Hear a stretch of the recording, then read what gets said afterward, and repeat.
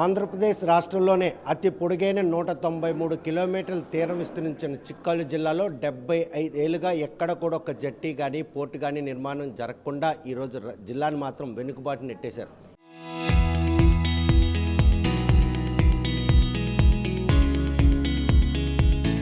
ఎన్ని ప్రభుత్వాలు మారినా కూడా ఈరోజు మత్స్యకారులకు మాత్రం వలసలు తప్ప వారికి మనుగడ ముప్పువాలి. అటువంటి నేపథ్యంలో 2019లో వైఎస్ఆర్ కాంగ్రెస్ పార్టీ అధికారంలోకి వచ్చిన తర్వాత ఈ 1000 కిలోమీటర్లలో కూడాను పలు జట్టీలతో పాటు శ్రీకాకుళం జిల్లా ముఖ చిత్రం మారే విధంగా 430 కోట్ల రూపాయలతో ఈరోజు మూలపేట దగ్గర పోర్టు పనులు 80% పూర్తి చేసింది. 2024 సార్వత్రిక ఎన్నికల అనంతరం మాత్రం ఆ పోర్టు పనుల్లో జరుగుతున్నటువంటి తత్సారాన్ని ప్రజలకు చూపించాలి. అదేవిధంగా వైఎస్ రాజశేఖర రెడ్డి మత్స్యకారు పక్షపాతి అని చెప్పేందుకు మాత్రం ఈరోజు ఒక కార్యాచరణ రూపొందించారు. ఆ కార్యాచరణ ఏంటి, అసలు పోర్టు విషయాన్ని ఎందుకు కూటమి ప్రభుత్వం దృష్టికి తీసుకెళ్తున్నారన్న విషయం తెలుసుకోవడానికి టెక్కల నియోజకవర్గం వైఎస్ఆర్ కాంగ్రెస్ పార్టీ ఇన్ఛార్జ్ పేరాడి తిలకమంతో అసలు పోర్టు ప్రస్తావన ఇప్పుడు ఎందుకు వంశధార గురించి లెటర్ రాస్తే మొన్న ఏమొచ్చి సీనియర్లు ఏమో సిటిజన్లు అనేసారు, ఇప్పుడు పోర్టుకి వెళ్తే అసలు ఏం చెప్దాల్సుకున్నారు? అంటే కూటమి ప్రభుత్వం మెయిన్ చంద్రబాబు నాయుడు గారు తెలుగుదేశం పార్టీ మహానాడు నిర్వహించారు.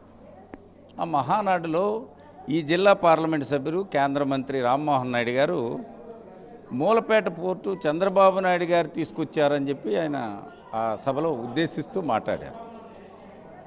మేము ఇదేంటి విచిత్రకరమైన సంఘటన, అసలు స్వతంత్రం వచ్చిన ఈ 75 సంవత్సరాల్లో అనేక ప్రభుత్వాలు ఏర్పడ్డాయి, అనేక మంది ముఖ్యమంత్రులు చేశారు.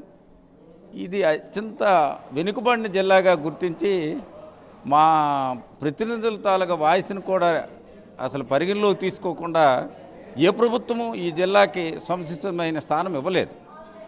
వంశధార అనేది ఒక 2000 కోట్ల రూపాయల ప్రాజెక్ట్ని 75 సంవత్సరాల నుంచి ఇప్పటి వరకు ఏ ప్రభుత్వం అది పూర్తి చేయలేదు. ఆనాడు మళ్ళీ రాజశేఖర రెడ్డి గారు దానికి ప్రత్యేకించి ఒక 1000 కోట్లు కేటాయించి వంశధార ఫేజ్ 1 ఫేజ్ 2ని ఈ జిల్లాకి రైతాంగాన్ని అందించడం జరిగింది. మరి మూలపేటలో పోర్టు కూడా జగన్మోహన్ రెడ్డి గారు ఈ జిల్లా పారిశ్రామికంగా అభివృద్ధి చెందాలనే ఉద్దేశంతో అన్ని జిల్లాల కంటే శ్రీకాకుళం జిల్లా వాళ్ళు ఇతర ప్రాంతాలకు వలస వెళ్ళి జీవిస్తున్నారు. అసలు వలసలు అనేది ఇతర ప్రాంతాలలో వచ్చి శ్రీకాకుళంలో వలసగా వచ్చి ఇక్కడ పని చేసుకోవాలనే ఈ జిల్లా తాలూకా గౌరవాన్ని పెంచడానికి కోసం, ఈ జిల్లా వెనుకబడితనాన్ని నిర్మూలన చేయడానికి కోసం మరి జగన్మోహన్ రెడ్డి గారు పెద్ద మనసుతో ఓ కార్యక్రమాన్ని రూపకల్పన చేశారు. ఆ రూపకల్పన చేసిన కార్యక్రమాన్ని ఈరోజు కూటమి ప్రభుత్వం అధికారంలోకి వచ్చి నిర్లక్ష్యం చేసి పూర్తిగా దాన్ని పక్కదో పట్టించారు. మేము ఈ ప్రభుత్వాన్ని అడుగుతున్నాం, ఒకటి క్రెడిట్ చోరీ చేయటం మీకు గొప్ప, రెండు ఈ ఏదైతే ఈ పోర్టుకి సంబంధించి ఉందో ఈవేళ పూర్తి చేసిన పోర్టు జగన్మోహన్ రెడ్డి గారి ప్రభుత్వంలోనే 75% పనులు పూర్తి చేశారు. కేవలం 25% పనులు పూర్తయితే ఫస్ట్ షిప్ అక్కడికి ల్యాండ్ అయ్యే పరిస్థితి ఉంది. షిప్ వచ్చి గత ప్రభుత్వంలోనే ఎన్నికలకు ముందే 7-8 మాసాల ముందు వచ్చి అక్కడ ఆగింది. ఈ 2 సంవత్సరాల్లో షిప్పు ల్యాండ్ అది ఓపెనింగ్ చేయవలసిన కార్యక్రమం జరగాల, అలాంటిది ఈవేళ పూర్తిగా దాన్ని నిర్లక్ష్యం చేసి వదిలేళ్ళు కావస్తున్నా కనీసం పోర్టు పనుల్లో మాత్రం జాప్యాన్ని వారి దృష్టికి తీసుకెళ్లేందుకు చేస్తున్న ప్రయత్నమా, లేకపోతే క్షేత్రస్థాయిలో జరుగుతుందా ఆ పోర్టును తెచ్చినటువంటి జగన్మోహన్ రెడ్డి గుర్తు చేసుకోవడానికి? అంటే పోర్టు ఈ జిల్లాని గుర్తించి ఈ జిల్లాలో పారిశ్రామికంగా అభివృద్ధి చెందాలా, అభివృద్ధి చెయ్యాలా అనే లక్ష్యంతో చేసిన జగన్మోహన్ రెడ్డి విజన్ని వీళ్ళు జగన్మోహన్ రెడ్డికి ఆ క్రెడిట్ దక్కకూడదు, ఆ పోర్టును నిర్వీర్యం చేసేస్తున్నారు కనుక అది ఎలాగైనా పూర్తి చేయించాలని అది ప్రజా ఉద్యమం ద్వారా రూపకల్పన చేసి ఇది ఎవరు తీసుకొచ్చారు, ఈ తీసుకొచ్చింది మీరు ఎందుకు పూర్తి చేయట్లేదు, దీనికి ఏమైనా కేంద్ర రాష్ట్ర ప్రభుత్వాలు నిధులు ఇవ్వాలా, ఆ రోజే కదా ఒక డిజైన్ చేశారు, అన్ని అనుమతులు ఇస్తూ దానికి బ్యాంకు టైఅప్ చేసి లోన్ ఇప్పించి 4362 కోట్ల రూపాయలు ప్రత్యేక నిధులు కేటాయించి లోన్ ఇప్పిస్తే అది ఒక ఏజెన్సీ ద్వారా జరుగుతుంది కూడా మీరు అడ్డుపడి అల్లరపట్టి ఆ పని పూర్తి చేయకుండా ఇచ్చేస్తున్నారంటే అడ్డుపడుతున్నారు అనేది ఆరోపణ అనుకోవచ్చా, లేకపోతే అనుమానం అనుకోవచ్చా? అక్కడ పనులు ఏం జరగట్లేదు అనుకుంటున్నారు? అడ్డుపడడం ఏంటి, అసలు ఆరోపణ కాదు, అది రియాలిటీస్. 2 సంవత్సరాల్లో గత ప్రభుత్వంలో 70% పనులు పూర్తి అయిపోతే 25% పనులు పూర్తి చేయడానికి 2 సంవత్సరాలు అవసరమా? అది ఆరోపణ కాదు, వాస్తవాలు. ఇది రేపు చూపించదలుచుకున్నారా రాష్ట్ర ప్రజలకి? రాష్ట్ర వ్యాప్తంగా భారతదేశంలో ఉన్న ప్రతి ఒక్క పౌరుడు చూడవలసిన అవసరం ఉంది. ఆంధ్రప్రదేశ్ ప్రజలు అన్ని ప్రాంతాల వాళ్ళు ఇది గమనించవలసిన అవసరం ఉంది. ఈ వాస్తవ విషయాన్ని ప్రజలకు తీసుకెళ్లవలసిన బాధ్యత ప్రధాన ప్రతిపక్షంగా మాపై ఉంది. ఎందుకంటే ఈ పోర్టు పూర్తయితే ఈ జిల్లా వాసుల తాలూగా గౌరవం పెరుగుతుంది. ప్రతి ఒక్క నిరుద్యోగికి ఉద్యోగ భద్రత కలుగుతుంది. ప్రతి ఒక్క వ్యక్తికి ఈ జిల్లాలో మేము ఎక్కడికో వెళ్ళి వలస వెళ్ళి జీవించడం అవసరం లేదు, మా జిల్లాలోనే అనేక పరిశ్రమలు వస్తాయి, మేము ఎక్కడే పని చేసుకోవచ్చు అనే ధైర్యాన్ని ఇవ్వగలుగుతాం. కనుక ఇది ప్రజల పక్షం అయినది, ప్రజల అవసరాల కోసం ఇది. కనుక ప్రధాన ప్రతిపక్షంగా ఈ పని పూర్తి చేసే వరకు మేము వాళ్ళకి వెంటాడుతాం, వదలము.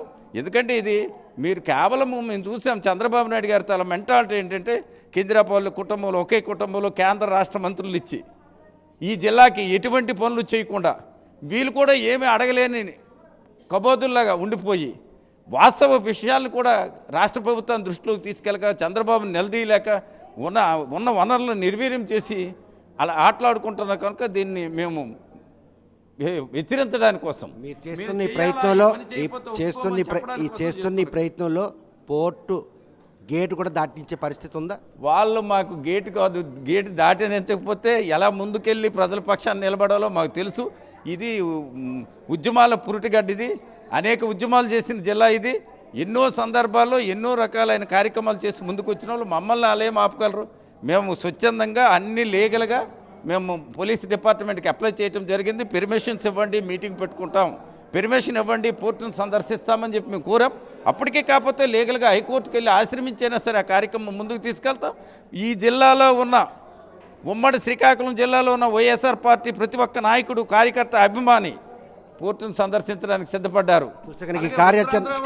కార్యాచరణ ఎలా ఉండబోతుంది, దానికి ఏమైనా పేరు పెట్టారు? ఉత్తరాంధ్రలో ఉన్న 6 జిల్లాల్లో ఉన్న ప్రతి ఒక్క వైఎస్ఆర్ పార్టీ నాయకులు, పార్లమెంట్ సభ్యులు, శాసనసభ్యులు, నియోజకవర్గ ఇన్ఛార్జీలు, ఎమ్మెల్సీలు, మరి పార్లమెంట్ ఇన్ఛార్జీలు, జిల్లా పార్టీ అధ్యక్షులు, మాజీ మంత్రులు అందరూ కూడా పోర్టును సందర్శించే కార్యక్రమం చేయబోతున్నారు. దీన్ని మేము ఒకటే పేరు పెట్టాం, అందరము రండి పోర్టుకు పోదాం, పోర్టును చూద్దాం. జగనన్న ఇచ్చే పోర్టుని ప్రజలు ఈ ప్రభుత్వం ఎలా నిర్లక్ష్యం చేసిందో ప్రజలకు తెలియజేద్దాం, ప్రజల తరపున పోరాటం చేద్దాం. ప్రజల అవసరాల కోసం ఏదైతే ఆయన తీసుకొచ్చాడో, ఆయన ఒకరోజు ఒక మాట చెప్పాడు. మేము సిద్ధం సభలో ఆయనతో కలిసి పక్కన వెళ్తున్నప్పుడు నాతో ఆయన చెప్పిన మాట, ముంబై స్థాయిలో శ్రీకాకుళం జిల్లా మూలపేట పోర్టును అభివృద్ధి చేస్తానని చెప్పి జగన్మోహన్ రెడ్డి గారు నాతో ఆ రోజు చెప్పారు. నేను కలగా అనుకున్నాను, అది నిజం చేశాడు ఆ మహానుభావుడు. ఆ నిజం చేసేది ప్రజలకు తెలియాలా. కనుక మేమందరం అక్కడికి వెళ్ళి ఈ వాస్తవాల్ని ఇప్పటికైనా కూటమి ప్రభుత్వంలో ఉన్న నాయకులు కళ్ళు తెరిచి, చంద్రబాబు నుంచి కింద ఉన్న వారు అందరికీ కళ్ళు తెరిచి ఆ పనులు పూర్తి చేయమని మేము డిమాండ్ చేస్తున్నాం. కనుక ఏదైతే పోర్టుకు పోదాం రండి అన్నటువంటి పిలుపుతో నెల 30వ తేదీన ఉత్తరాంధ్రలో ఉన్నటువంటి వైఎస్ఆర్ పార్టీ శ్రేణులందరూ కూడాను పోర్టును క్షేత్రస్థాయిలో సందర్శించుతున్నారు. గత ప్రభుత్వాల్లో 75% పనులు పూర్తయినప్పటికీ 2 ఏళ్ళు కావస్తున్న ఉన్న 25% పనులు పూర్తి చేసేందుకు ఎందుకు తత్సారం వహిస్తున్నారు? ఆ పోర్టు నిర్మాణం కనుక పూర్తయినట్టయితే మొదటి షిప్ ఎన్నికల ముందే రావాల్సి ఉంది. కాకపోతే కొన్ని సాంకేతిక కారణాల వల్ల అక్కడ షిప్ రావడం జరగలేదు. ఈసారి ఇప్పటికైనా ఆ షిప్ వచ్చేందుకు చేస్తున్న ప్రయత్నంలో కూటమి ప్రభుత్వం నిర్లక్ష్యం ఈరోజు మాత్రం ఆ పోర్టు పాలిట శాపంగా మారింది. జిల్లా అభివృద్ధి దిశగా తీసుకెళ్ళాలి, జిల్లా వెనుకబాటుతనాన్ని పారదోలి వలసలను నివారించి వలసలకు వచ్చి ఈరోజు ఉపాధి పొందే విధంగా రూపుదాల్చుకుంటున్న మూలపేట పోర్టు ఏ స్థితిలో ఉంది అన్న విషయాన్ని చూపించేందుకు వైఎస్ఆర్ కాంగ్రెస్ పార్టీ శ్రేణులు చేస్తున్న ఈ ప్రయత్నానికి జిల్లా యంత్రాంగం అనుమతిస్తుందా, వీరు అనుకున్నట్టే పోర్టుని సందర్శన జరుగుతుందా లేదా అన్న విషయం వేచి చూడాల్సిందే. వీడియో జర్నలిస్ట్ రామకృష్ణతో సత్యం, ఆర్టీ శ్రీకాకుళం.